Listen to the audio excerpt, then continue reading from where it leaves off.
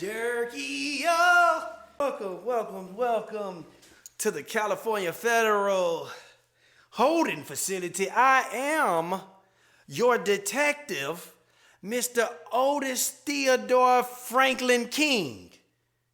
I know that's a lot, so you can just call me by my initials, Mr. Detective OTFK. How you doing? Wait a minute. We not concerned about your phone call right now. What I need you to do is I need you to chill. Oh, wait, what you mean you scared of a little gun? Talking about don't point it at you. You wasn't scared when you was sending them shots, now was you here now, boy? All right then, calm it down. Now what do you need? Loosen up them cuffs. Guard, come here. Wait. Don't get too close. COVID.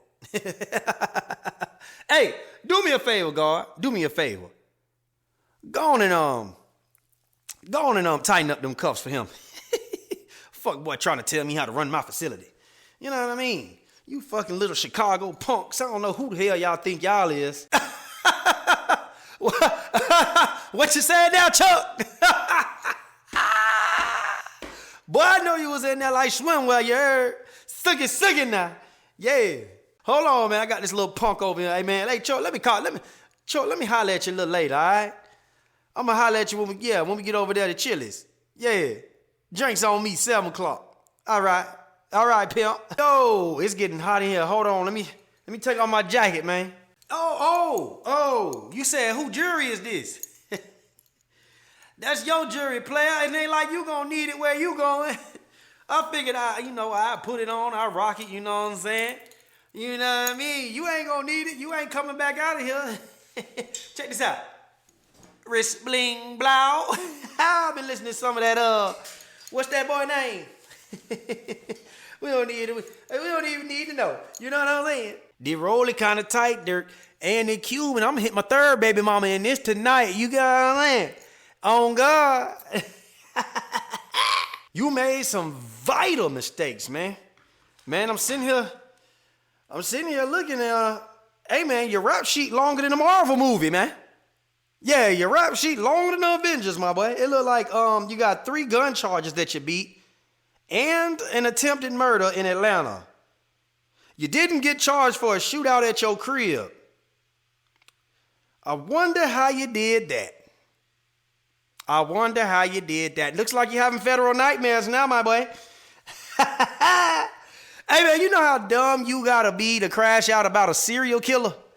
Nigga, he took other people's lives and you wanted to crash out about him. Nigga, he lived on borrowed time. He actually was alive too long. What's your problem? Hey, man, anyway, man, I know what happened. You want to hear it? Because I'll tell you. All right. You not too talkative. Well, how about you just listen? All right, let's do this. All right, Durky-o. All right, man, it seems like you like to listen. So how about you listen to this? Because I already got your story. We don't even need your testimony. So let's go back to November 2020. Yeah, you know, the night your little underboss died in your little crime family. You see, it was a night that set the stage for a war. Right outside the Monaco Hookah Lounge in Atlanta, what should have been a celebration turned into a deadly encounter. King Von, the underboss of OTF, spots his rival soldier, Quando Rondo. This wasn't planned, but Von's instincts kicked in. Without hesitation, he steps to Quando and delivers a sucker punch, an eye-opening blow, a statement of dominance. But street life moves fast, outnumbered, cornered, and outgunned.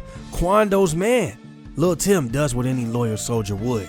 He pulls his weapon and sends a hail of bullets towards Von. And just like that, in seconds, the OTF legend is clinging on to life on the cold concrete. His potential as an artist and his reputation as a feared hitman snuffed out. Lil Tim is hit in the chaos, but he survives. The streets buzz with news. Later on, finding out that King Von passed away. Lil Durk, the boss of OTF, receives the call his most trusted underboss, the man who was supposed to lead the next generation, is gone. The internet explodes, demanding revenge. Slide for Vaughn. Slide for Vaughn. What are you doing? Go slide for Vaughn becomes the rallying cry across social media, forcing Durk into a deadly corner. This isn't just a loss, it's an insult. And in Durk's world, insults must be answered. So just like that, a war of attrition begins. You see, the cat and mouse game between OTF and 4K Trey begins. The factions taunt each other through the music, lyrics laced with venom, and veiled threats. Lil Durk sends shooters to Quando Rondo's shows, hoping to catch him slipping. But every time Quando emerges unscathed, the tension only thickens. On the other side, NBA YoungBoy, the ruthless boss of 4K Trey, basks in the chaos. He knows that every day Lil Durk doesn't retaliate is another chip in OTF's armor. It's a battle of patience, pride, and survival fought through gunfire and streamed live for the world to see. Let's fast forward to 2022, a hit gone wrong in Los Angeles. You see, 2 years pass, but the bloodlust doesn't fade. In 2022, Quando, Rondo, and his cousin Lil Pop head to Los Angeles, planning to link with their Crip connections in the city. Their attempt to secure safe passage through enemy territory, but unknown to them, the Crips in LA allegedly aren't as loyal as they seem. You see, word leaks back to Lil Durk. This is the moment Durk has been waiting for. He calls the most trusted hitters he could find back in Chicago. That's OTF DD, aka D-Ski, Vonnie, and Boogie. With cold precision, Durk arranges the logistics, sending 2 of them on a commercial flight, one even coming on a private. Rentals, hotels, everything they need to execute the hit, with the major mistake of swiping his company OTF credit card. The killers stalk Quando and Pob through the upscale streets of Beverly Hills, waiting for the right moment. They strike at a gas station near the Beverly Center. Bullets rip through the air, shattering the silence of the sunny LA afternoon. Quando miraculously escapes unscathed, but his cousin Lil Pop isn't so lucky. The screams of grief from Quando echo through the streets and soon across the internet. The betrayal stings deeper than the loss. Quando feels abandoned by the LA Crips, and in a rare moment of vulnerability, he publicly denounces his gang. He's trapped, a man without a tribe, hunted by OTF, and betrayed by those who were supposed to protect him. Now let's get to the rat among the wolves. Yes, meanwhile, back in Chicago, a snake lies in the grass. OTF Jam, a soldier who once served 12 long years in prison, being taken care of by Lil Durk, literally got gifted a house, a car, a whole new beginning once he got out of jail. OTF Jam gets caught with another gun, and at just 29 years old, Jam isn't ready to spend a lot of his time back behind bars. Facing the impossible odds, he makes a deal with the feds. Unbeknownst to the OTF family, Jam has been wearing a wire for years, feeding law enforcement the secrets they need to dismantle the organization from within. Every conversation, every move, every deal, Jam records it all, tightening the noose around Durk and his empire. Say he ain't gotta ask shit, bro. He said he gave you 50, bro. You know what I'm saying? Facts. Fact? More than that. Everybody More than that. But shit, can you tell us how much he gave you, or you don't want to even? No, we ain't gotta get into all that, but bro made sure he made a way for me to be straight, like he's saying that I had to do, you know, like shit. Crib, car, all that. Being able to take care of anything I need to take care of, period. Like, it's still up. That's what we do. Present day, the walls are closing in on Lil Durk. Now Durk walks a delicate line. Publicly, he reinvents himself as a man of peace, embracing Islam, spreading messages of reform, and even receiving the keys to the city of Chicago. But in the shadows, the weight of the past pulls at him. He knows the feds are closing in. He can feel it. There's no peace for a man with blood on his hands and enemies in every corner. At a recent sold-out concert, the paranoia is palpable. Durk expects to be taken down in front of his fans, humiliated on stage by flashing lights and federal agents. But the raid doesn't come, at least not there. Instead, they catch him slipping in Broward County, arresting him on charges of murder for hire alongside Durk. 5 of his closest affiliates are named in the indictment. 3 are already in custody. The rest are being hunted like fugitives. The empire Durk built, the life he fought for, crumbles piece by piece. A king is behind bars. In a cold federal cell, Lil Durk sits, a rap superstar. But to the system, he's just another number. A Grammy Award-winning artist, a father of 6, a husband and a brother. Now facing the death penalty. The empire he built is almost gone at this point. The streets no longer sing his name. Instead, they whisper rumors of betrayal, downfall, and regret. You see, in interviews, rap legends like Jadakiss condemn the very genre Durk helped pioneer. Drill music was the worst thing to happen to rap. That's kind of what the sentiments that Jadakiss said in his latest interview. A harsh reminder of the violent culture that consumed Durk and his peers. Durk once slid for his fans, but now he faces the consequence alone. The streets always collect their debts. And in the end, loyalty means nothing when survival is the only thing that matters. The saga of only the family is one ambition, betrayal, and blood, where friends become foes and enemies are never far behind. The streets may forget the details, but they will never forget the price Lil Durk is about to pay. This is the life that he chose, and now it's the life that he will die by. What's happening, YouTube? It's your boy, Just Lil Flair. It's him. What up, YouTube? It's the Top G, and if you're not subscribed to the Laugh Flair Lounge, then you better tap in now. Hey, yo, what the fuck? All right, man. So, hey, man, I need y'all to hit that like button, man. I appreciate y'all, everything that y'all do for the boy, man.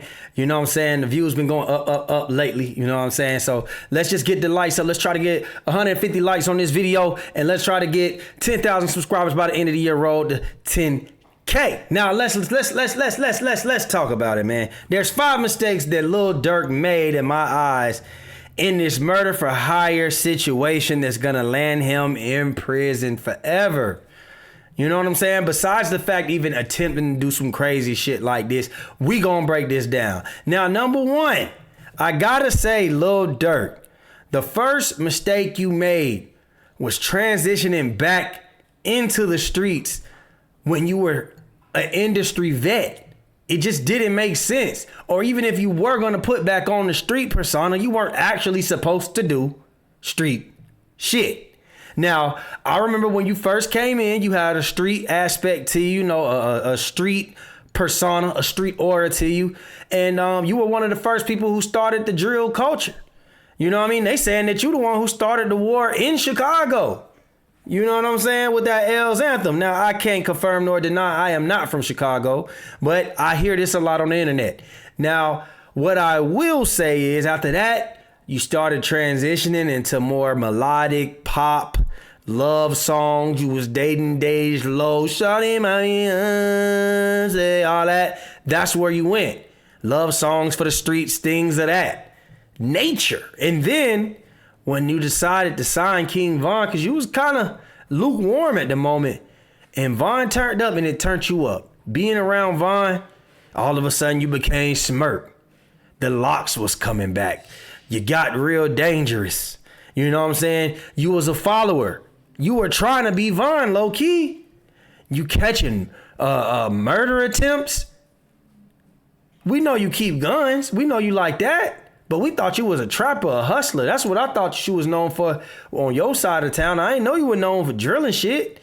All of a sudden, y'all robbing and shit, catching cases. And now look at you. You can't stop the mentality. They took Von and they woke your demon up. Yeah, they woke your demon up. Now, not enough demon, because you sure sent them niggas to do some shit you wasn't willing to do. And that's probably a mistake in itself. But we not going to focus on that. But yeah, you went backwards. You started doing street shit again, and you really got involved in the streets when you didn't need to do that. Too much dissing on the records. It got you up there, but look where it ultimately got you. I bet you would redo that right now if you could. Now, your second mistake was playing the internet too close, letting the internet influence your decisions when it came to this beef. You see, you had enough time. You had about 1.5 years, 2 years in between King Von dying and Lil Pop died. You had enough time to just go ahead and be like, you know what? I'm through with this, man. You didn't realize, hey, man, my mans was a serial killer.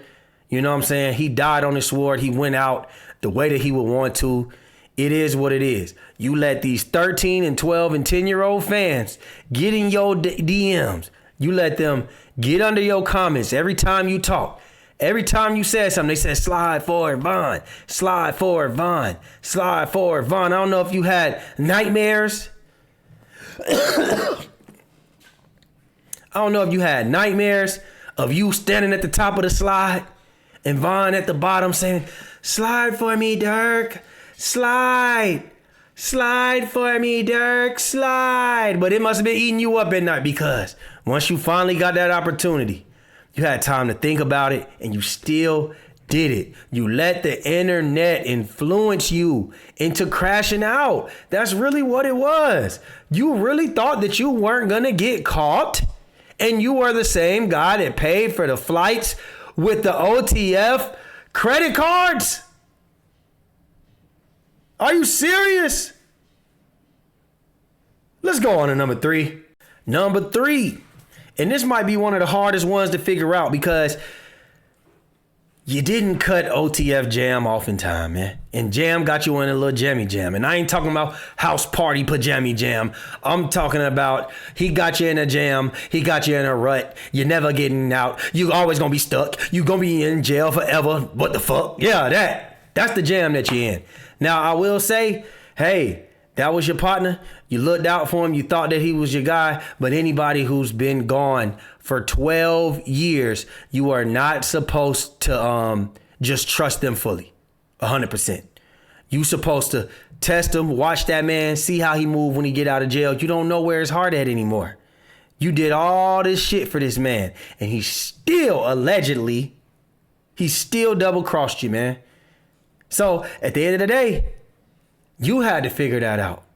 But you ain't really moving like no real street nigga right now. You just a rapper, but you trying to still be doing street. See, this is why I don't mix. Get out the streets, Durk. 4, you kept escalating the beef with Quando and NBA YoungBoy.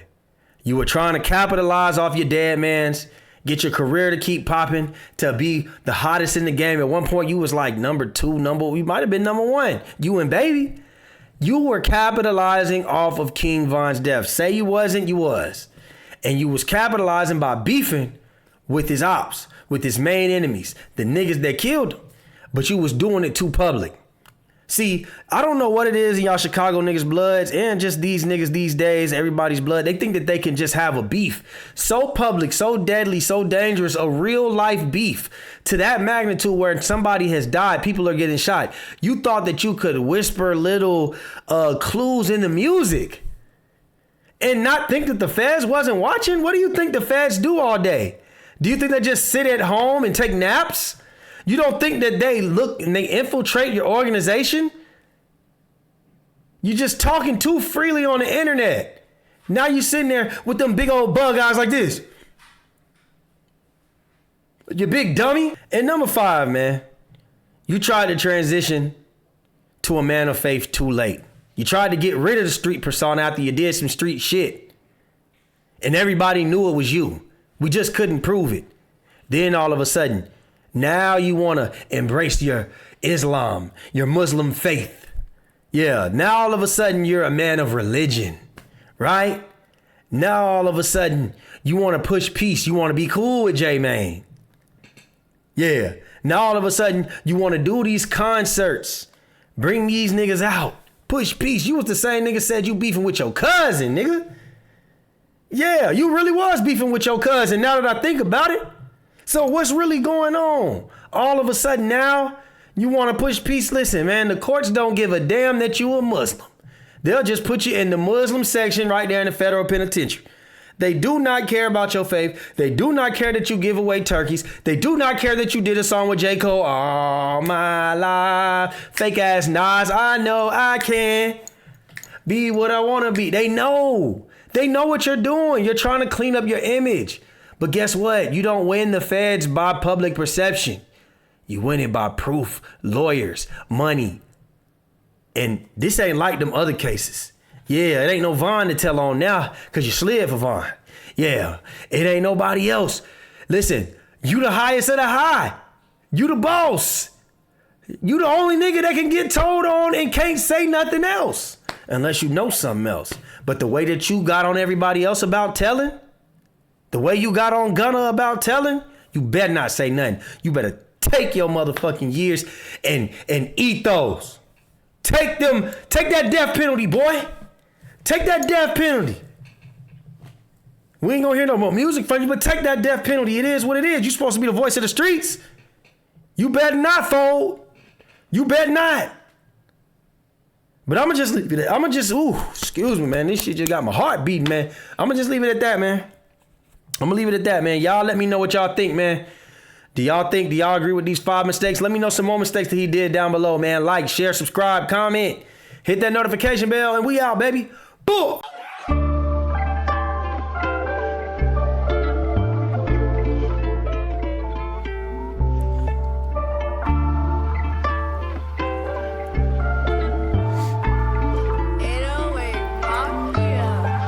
In 2020, man, they killed my boy Von. I had to crash out a lot. Fuck my career, man, I need Quando gone. I had to crash out a lot. The fans say I ain't sliding, low-key, they doubted me. I had to crash out a lot. Charged with a murder for hire to first degree. I had to crash out a lot. Bros in the trenches, they bumming off Percocets. I text them, I got y'all a job. The 60s just hit me by Quando, my niggas. That's facts, they gave me the drop. They in LA this week, I heard that they checked in. It's just him and Lil Pop. If y'all do it right, they won't make it through surgery.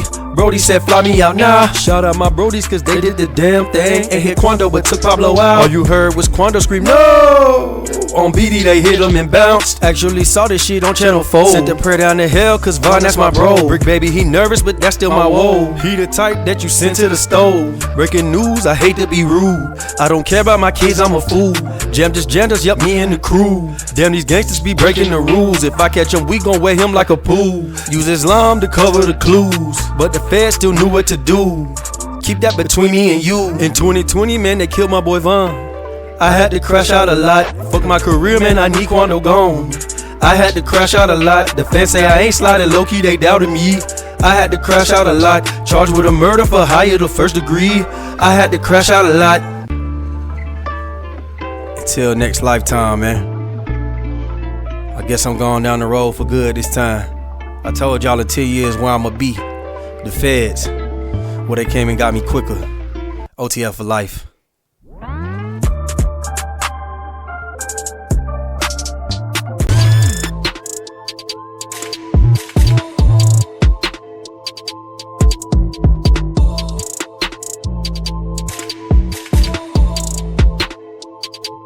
Big Just, Lil Flair. It's him.